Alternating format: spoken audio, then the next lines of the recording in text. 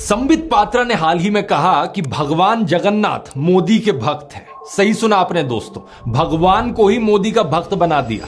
मोदी भक्त जगन्नाथ। इतना ही नहीं, इससे पहले 2017 में संबित पात्रा ने कहा था कि मोदी इस देश के बाप हैं। तो मोदी जी आपके चाचा हैं क्या? मेरे चाचा नहीं, तो कौन है? इस देश के बाप हैं। मेरी मोदी भक्तों से अपील है, जब आप लोगों ने अपना एक नया भगवान चुन ही लिया है तो मोदी पंथ नाम से एक अलग रिलीजन भी बना लो ना अपना।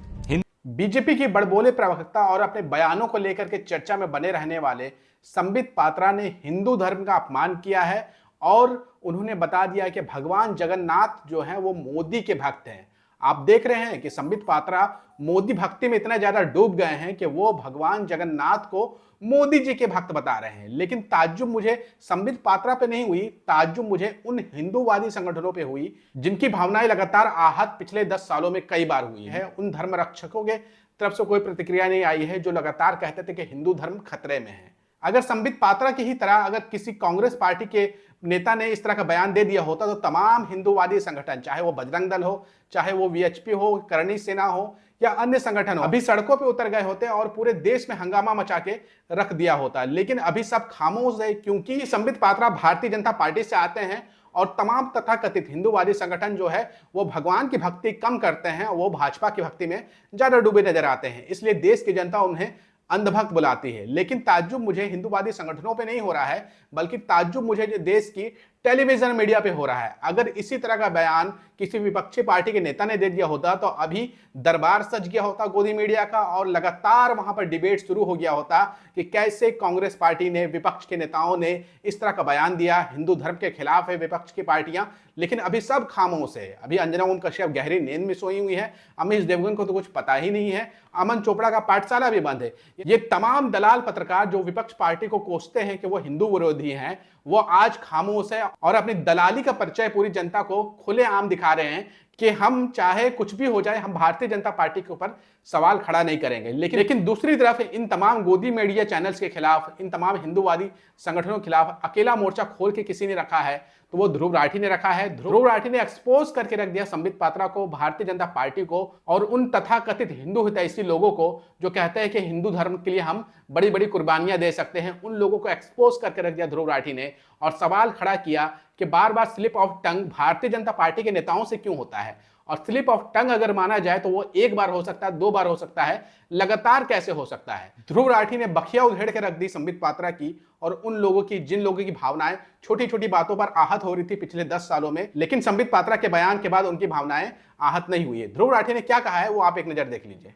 संबित पात्रा ने हाल ही में कहा कि भगवान जगन्नाथ मोदी के भक्त हैं। सही सुना आपने दोस्तों, भगवान को ही मोदी का भक्त बना दिया। मोदी भक्त जगन्नाथ। इतना ही नहीं, इससे पहले 2017 में संबित पात्रा ने कहा था कि मोदी इस देश के बाप हैं। तो मोदी जी आपके चाचा हैं क्या? मेरे चाचा नहीं, तो कौन है? इस देश के बाप हैं। लेकिन मुझे नहीं लगता दोस्तों मोदी के सपोर्टर्स को इन बातों से कोई आपत्ति होगी। अगर आपत्ति होनी होती तो तभी हो जाती जब नवंबर 2023 में बीजेपी के ऑफिशियल हैंडल ने इस फोटो को ट्वीट किया था। नरेंद्र मोदी को शेषनाग के साथ दिखा दिया और लिखा ओम श्री वेंकटेश्वर राय नमो नमः।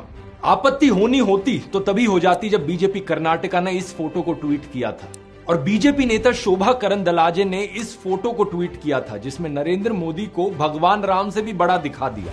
मेरी मोदी भक्तों से अपील है, जब आप लोगों ने अपना एक नया भगवान चुन ही लिया है तो मोदी पंथ नाम से एक अलग रिलीजन भी बना लो ना अपना। हिंदू धर्म के साथ क्यों खिलवाड़ करते हो।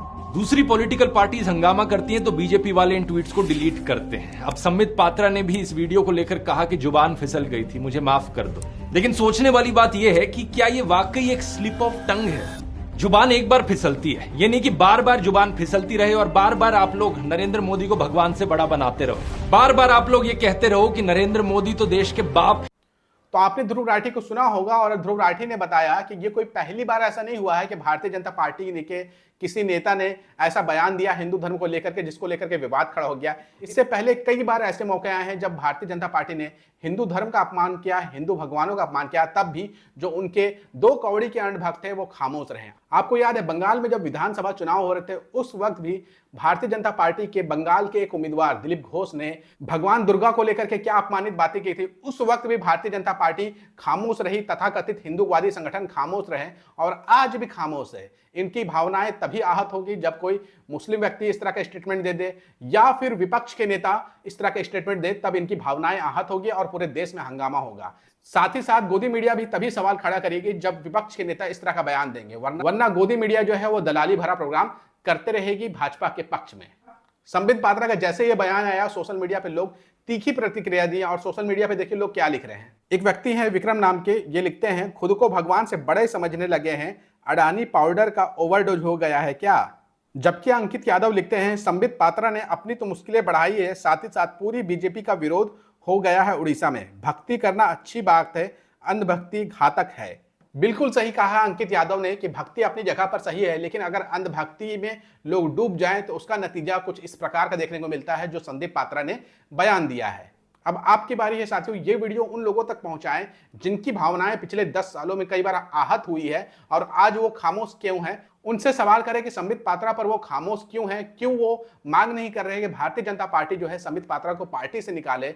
क्योंकि अगर इसी तरह का बयान किसी विपक्षी पार्टी के नेता ने दे दिया होता तो भारतीय जनता पार्टी बिना इस्तीफा मांगे रह नहीं पाती, लेकिन उनके ही नेता जब इस तरह का बयान देते हैं तो पूरी की पूरी भारतीय जनता पार्टी, तमाम तथाकथित हिंदूवादी संगठन और तमाम अंधभक्त खामोश नजर आते हैं। ऐसा क्यों होता है? आप अपनी राय कमेंट बॉक्स में दे सकते हैं। आपको ये वीडियो कैसे लगी कमेंट करके जरूर बताइएगा। साथ ही साथ इस वीडियो को ज्यादा से ज्यादा शेयर करना बिल्कुल ही ना भूलिएगा।